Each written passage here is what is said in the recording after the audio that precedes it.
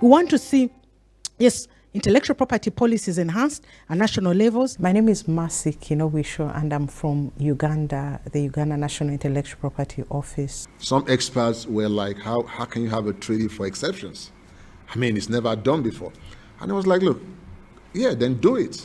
I'm John Aseng, and I work as the Director General, Chief Executive of the Nigerian Copyright Commission.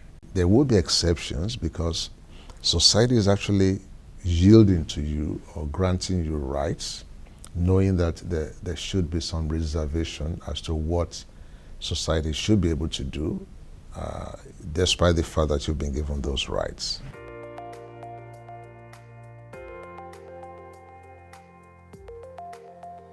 We have so many works under copyright.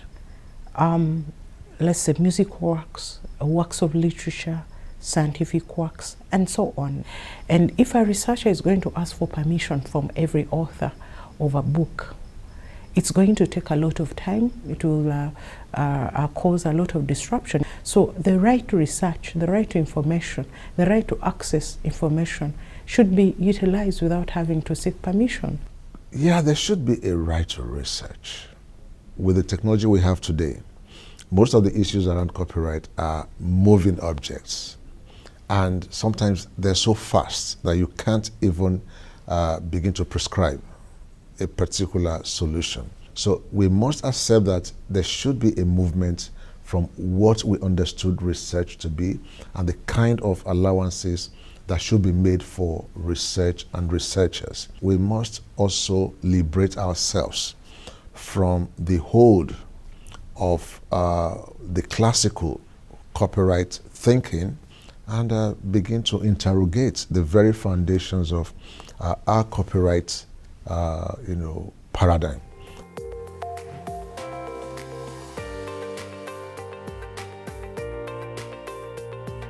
The story of the UCT fire, for instance, really got me.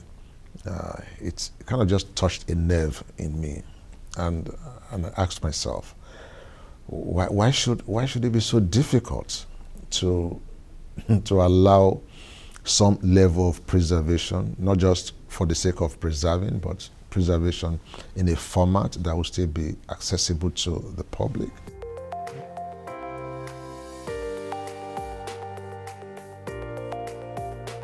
Africa faces the challenge of access to information, issues to do with public health, issues to do with the commitments on the TRIPS agreement, issues to do with education and information dissemination.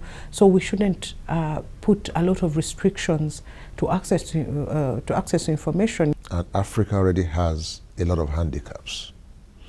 I mean, apart from the fact that we are latecomers to the table, those handicaps call for the paradigm shift. For instance, I don't know how I try to justify the long duration of copyright. Now that you can get your book, published in a shorter, frame of time, like we've just seen with the recent book by Prince Harry that sold 1.something billion in 24 hours.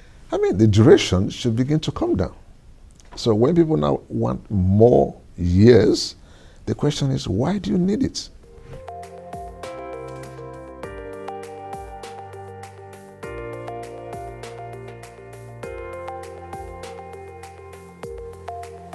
I wouldn't want to use the word decolonization. I mean, because it's not necessarily a colonial thing, although I must acknowledge that it often looks like some imposition from some external interest, but I think we are all in this together.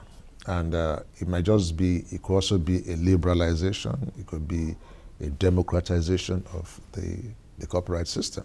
We have writers, we have inventors, we have musicians, we have artists, but we need to have inputs in terms of what we want to create these works, what quality of, for example, studios do we have, what education, what is the foundation. So we have to build the foundation as well, and this will create more works for protection as well as for access. The right to research is all about human cognitive development. For me, this conference shares our collective aspiration to grow knowledge, to achieve knowledge without borders, and research without limits.